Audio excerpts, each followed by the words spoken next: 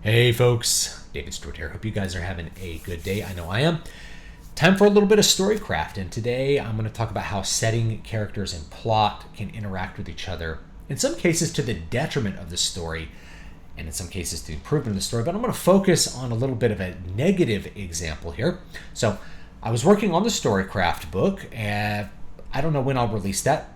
It's a big compendium of a lot of the techniques that I've talked about here on the channel when it comes to writing, not just novels, but any medium is the goal. Screenplays, drama, because we have ancient dramatic traditions where these storytelling techniques are present.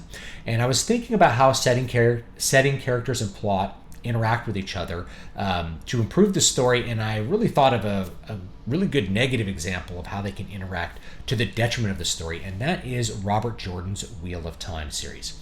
If you have never read the Wheel of Time series, I actually recommend it. I like it, but even as I say I like it, this is a very common opinion among people who like it, which is that the middle books are not good. And that is my opinion in a nutshell. The first books are excellent. They're really fun to read. The last books finished by Brandon Sanderson, and I think the one before that, they're really good as well. They're excellent books. But the middle books are not just not as good. They're bad, even terrible. In some cases, borderline unreadable when it comes to a novel like Winter's Heart. So what made those middle books so bad? This is a very common opinion, by the way. Some people really like those middle books, but I've never actually met one. I think I've only interacted with them online in some fashion. Any other person I've met who's read Wheel of Time is like, yeah, I love Wheel of Time, but some of those middle books. Well, what made the middle books bad, in my opinion, is the way the setting and the characters influenced the plot. The problem was you ended up, by the time you get to about book 6, with too many protagonists. There's an absolute laundry list of characters who are actively seeking goals that have to do with the overall conflict of the story. The big conflict, which is set right away in book 1, is that the Dark Lord is going to escape, and we have to prepare for it, and we have to figure it out, and be this Messiah, the Dragon Reborn may come back, and one of these people might be it. The thing is that every character from that first book, even the auxiliary characters, really quickly become protagonists in their own right. So it's not just like Matt, Rand, and those kinds of characters, Egwene.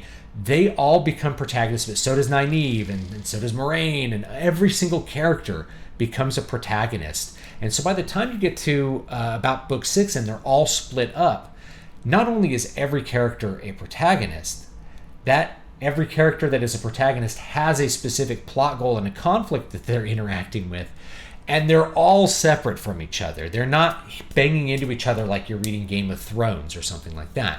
They're all off in different countries doing different things, pursuing different goals. They're trying to find this mystic bowl in this land, and Rand is over here trying to do something else in this other land. So what happens in, I'd say, about books 7, 8, and 9, I think, are the big culprits, is that you have a third of a book in each book for every character.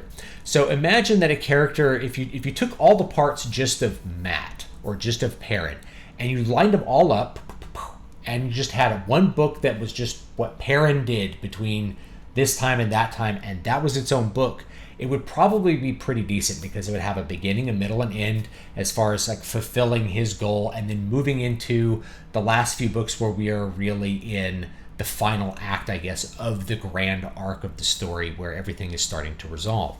But what you get instead is lots of disruptions. This person, that person, this person, that person, this person, that person, and they're all pursuing different goals. So you basically have a book that's like all exposition, and a book that's all middle act, and a book that is all middle act again, and then finally book 10, boom, they're all resolving, and that's why book 10, I think, ends up feeling so much better than 7, 8, and 9.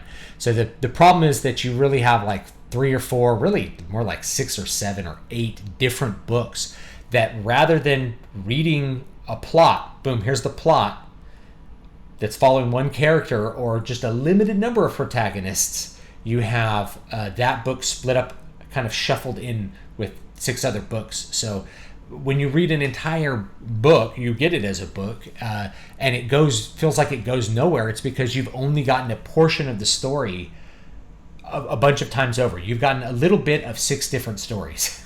And then the next book is a little bit more of 6 or 7 or 8 different stories. And the next book is a little bit more.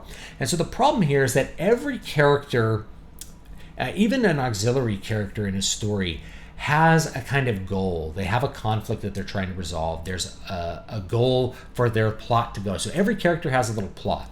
And movie and TV writers, I think, know this because they have such a strict time constraint for what they're working with, especially in TV, that you have an A story that's has to do with your protagonist. You have a B story that's maybe the romance, and a C story that's the best friend. So the romance would be the romantic interest has their own plot, and the C story is the best friend, and he has his own plot. He or she has a plot that is just for them.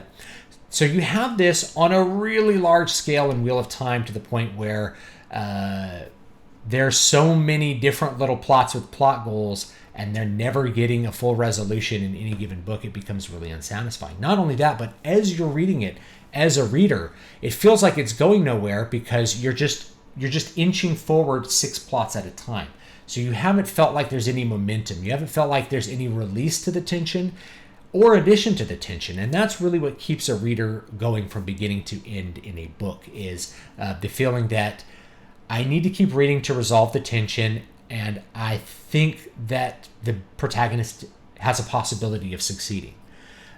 If you've forgotten what the goals of the protagonist are by the time you see another scene with him, then it kind of defeats the whole point of whatever you're doing with the story. You're like, wait, why do I care about this?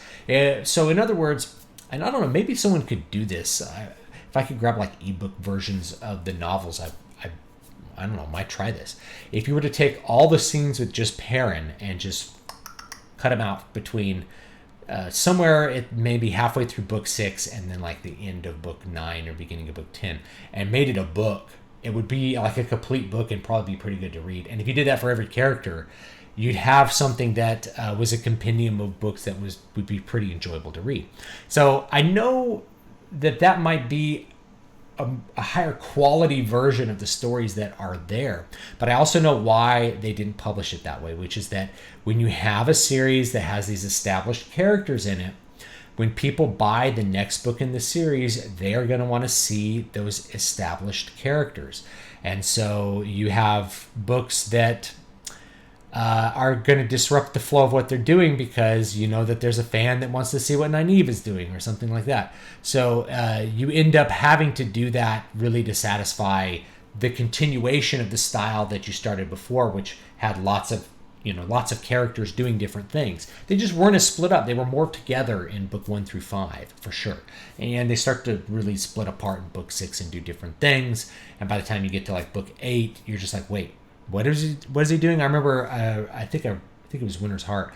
Like the first 5,000 words is just like some horsemen from Shinar and some Aes Sedai, like not even talking to each other, like just having their horses wicker on the edge of the Blight or something like that for like pages after pages.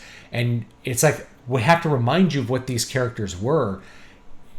If he had just stopped his previous format and just had a book about each character, it probably would have been like a much better and more interesting series, I think. But I think you couldn't really get away with that with the way things are published, right? It's like your publisher says, no, you're going to have to just continue the series, not have, where's a series without, why does this book have no Rand? Why does this book have no Mat and no Perrin? Why is this book only about Egwene and Nynaeve, right? But that probably would have been a higher quality thing. So yes, setting characters and plot can interact with each other. Every character has a plot, and so if you have too many characters and they're too split apart so that their plots are separate, you're going to end up diluting your story to the point where it can become very, very boring. In fact, I would actually, I could criticize Brandon Sanderson for doing the same thing in the Stormlight Archive books, is that the plots start to become so separate that you're really, I realized this even with the first book, you're really reading 2 or 3 books And there's one about Kaladin, and one about this character and one about that character, and they're just kind of shuffled up to make a complete narrative. But one of those narratives just doesn't even interact with the rest. It really was its own book. But you needed people to read it because it's important for the ending of your later books.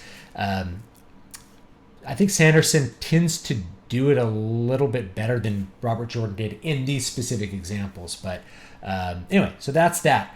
That's how you can overdo your number of characters and the amount of plot to the point where the story can become a mess.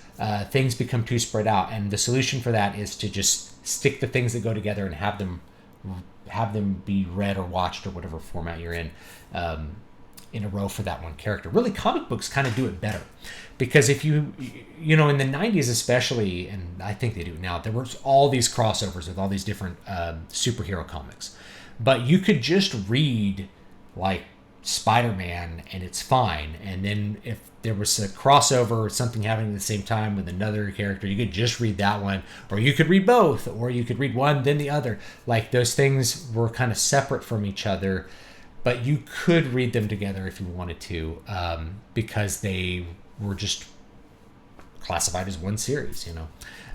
Anyway, so that's that. Leave me your thoughts down below. What did you think about the Middle Wheel of Time books if you read them? And if you didn't read them, is that something that's holding you back, is that you've heard that they get really, really boring around book 7? And that's really why they get boring, is that the plot doesn't progress. It does progress, but only by a little bit in 6 different directions for 6 different plots. And I think this really harms the book. So let me know, and I will see you guys next time. Have a great one, and take it easy.